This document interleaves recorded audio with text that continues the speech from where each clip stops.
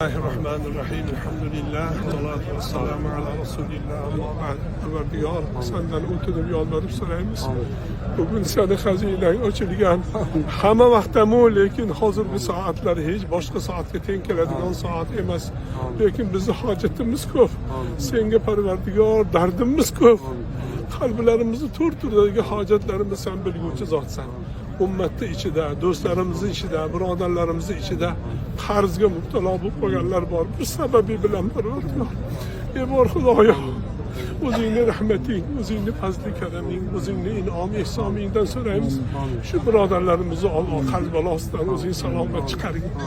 O'zing chiqargin, yuzini yorug' qilgin. Shularni ham safimizga bir Parvardigor qo'shgin, xotirjam ibodat qilish, uyida, xonadonida huzur bilan, rohat bilan yashash, rohat bilan, huzur bilan ibodat qilishning baxtiga Alloh qaytargin. Alloh hammalariga Xudoy taolo o'zing salomat barakotingni yog'dirib, Parvardigoro, mana bu kunning bashoratidan, shu kunning sharofatidan Alloh butun qalbidagi orzu, umidlari, maqsad, orzulariga Alloh ziyodasidan eshittirgin.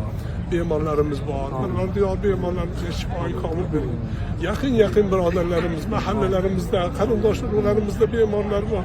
Parvardigor shu bemorlarimizga shifo. Bir Tolibxon degan birodarimiz bor, zabardast olim bo'lgan, ajoyib olim bo'lgan. Shu ham duo so'ragan. Parvardigor shu birodarimizga shifo bergin. Shifo bergin ya Rob. Dinimizga Alloh xizmat. Alloh barakotli umr bergin, sihhati bilan, ofiyati bilan xizmat qilsin ya Robbi, ko'zlarimizni quvontirsin Alloh. Bizim mahallamizda ham bir Luqmonjon degan shunaqa bemor bor. Juda ham onasi hamma mahallaga xizmatda turgan. Parvardigor shu qilmagunga shifo. Ey bor Xudoyo, shunga o'xshagan albatta nomlari esimizga kelyapti, kelmaydi. Hamma bemorlarimizga shifo. Parvardigoro, farzand talablar bor. Farzand talablarga solih farzandlarni o'zimizga afsomat xoliga solih zurriyotlarni ber. Shunga o'xshagan farzandlar hammalariga Alloh ham o'zing o'zlarini quvontirgin, maqsadlarini hosil qilgin ya Alloh. Ya Rahmon, mazlumlarga najot bergin ya Rob. Bola chaqasiga yaqin, bola chaqasi huzurida turishlar ham kelib qalbini, xonadonini sururga to'lg'azgin ya Robbi. Ularning go'dagi bor, ular ko'zida yosh bilan, ular shu xonadonida shu o'zining dadasini ko'rmay sog'inib turgan, shunday qo'l ochib duoda turganlar bor. Alloh o'shalarni ham xonadonlarini to'lg'azgin. Ey bor Xudo, xonadonlarga bosh qilgin, bola chaqalarga ega qilgin. Uni tarbiyasida, uni duosida, uni qamrovida, nafaqasida Alloh o'zini qoyim qilgin ya Alloh.